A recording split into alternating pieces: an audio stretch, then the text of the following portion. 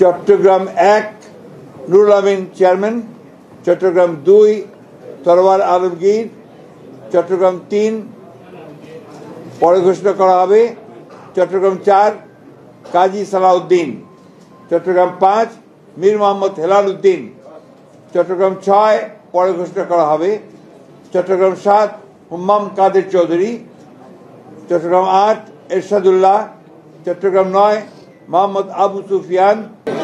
মাফ করবেন, একটি কারেকশন আছে, চট্টগ্রাম 9 এটা পরে ঘোষণা করা হবে, হোল্ড করে রাখতে হবে।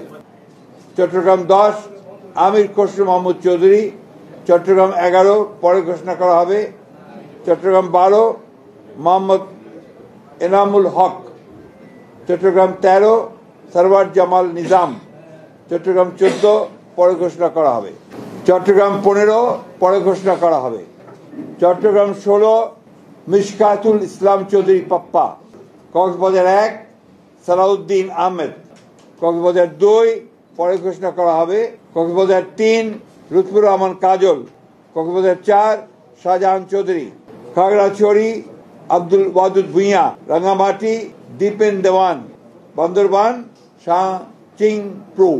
এই ছিল আমাদের 238টার নাম, আমরা সম্ভাব্য প্রার্থীর নাম ঘোষণা করলাম।